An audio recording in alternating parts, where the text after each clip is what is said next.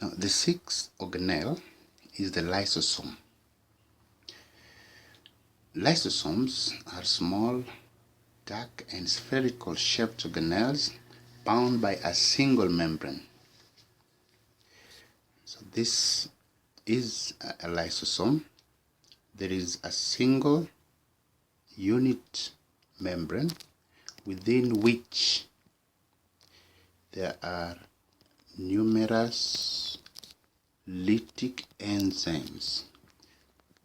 Lytic enzymes are those enzymes that function through breaking down of large molecules into smaller ones. So the lytic enzymes break down large molecules of proteins, carbohydrates and lipids. And this is what forms the main function of the lysosome. That is, when the lytic enzymes are released, they digest and destroy, generally, worn-out organelles within the cell, or even the entire old and damaged cells. The lytic enzymes also destroy pathogens. These are disease-causing microorganisms such as certain bacteria that may have entered the cell. In fact, old cells tend to have a large number of lysosomes in preparation for self-destruction. So the lipids, carbohydrates and proteins that are present in the old cells are broken down, and the building blocks such as the amino acids, fatty acids and glycerol are taken up by the surrounding cells and used to construct new cellular materials. It's a form of cannibalism, whereby the cells break down and then the raw materials are absorbed by the surrounding cells that recycle them to make their own new cellular structures.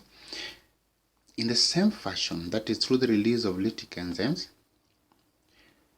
lysosomes digest ingested food particles in certain unicellular organisms such as amoeba. Amoeba feeds by engulfing solid food particles, forming food vacuoles. Then the food vacuoles are surrounded by lysosomes which rupture, and upon rupturing release the digestive enzymes into the food vacuole. The enzymes break down the food substance and the products are absorbed into the surrounding cytoplasm. Then we also have the centrioles. Centrioles are our next organelles. These are short, rod-shaped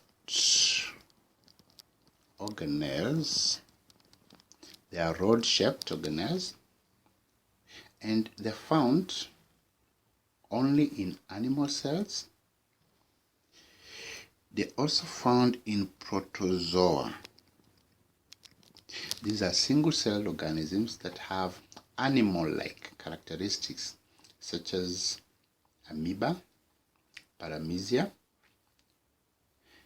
and apart from the protozoa, centrioles also occur in fungal cells such as yeast. They usually occur in pairs, and where they occur in pairs, they'll be found just outside the nucleus, positioned at right angles.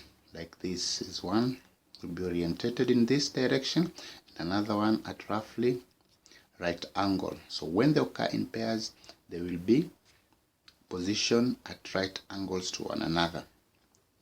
Functions. Centrioles perform two functions in cells where they occur. The first one is they take part in cell division by initiating and organizing the formation of spindle fibers. Spindle fibers are protein microtubules that play an important role in the movement of genetic materials during cell division. The second function of the centrioles is that they take part in the formation of certain projections from cells. Now there are two types of projections. We have the flagella and cilia. Flagella, that is a plural, singular is flagellum, is a long whip-like projection from the cell surface that is used mainly for locomotion. Flagella is usually found in unicellular organisms such as Euglena, where it is used for locomotion. It enables the unicellular organism to swim in water, for example. So this is the Euglena. Euglena is a type of single-celled algae. Algae are microscopic organisms that are capable of carrying out photosynthesis. So Euglena has a flagellum that enables it to swim in an aquatic medium, looking for light so that it can carry out photosynthesis. Now, the other type of projections that come from cell surfaces and whose formation is organized by the centrioles are the cilia. That is plural, one cilium, singular. Unlike the flagella, cilia are short and hair-like projections. They occur in certain unicellular protozoan organisms. An example is paramecium. Paramecium is a type of single-celled protozoa. It uses the cilia for swimming, that is locomotion, and also for feeding.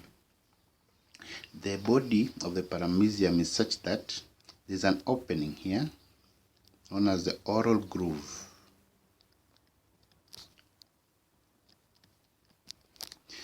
Through the oral groove, food particles are beaten by the cilia into a structure that is like a mouth, where the membrane is very thin, and then the food particles are engulfed and taken into the body in the form of a food vacuole. So food vacuole is formed as a result of the beating by the cilia of food particles into the body of the paramecium. So cilia here is used for feeding, that is in addition to enabling locomotion by these unicellular organisms, that is the paramecium. Cilia are also found in the body cells of multicellular organisms like mammals. That includes human beings. There are certain cells in our bodies that contain cilia. Such cells are said to be ciliated. They are found in certain regions of our body, such as along the trachea. Trachea is found in the respiratory system, and the inner lining of the trachea contains ciliated epithelial cells. The function of the cilia along the trachea is to help in the moving of mucus from, say, deeper regions of the trachea towards the pharynx, where the mucus can either be removed from the body through the mouth or can be swallowed. Remember, mucus is a glycoprotein that if it's swallowed, then it is digested in the stomach and intestines, and the products are then absorbed and can be recycled or can be used to synthesize other materials that the body requires.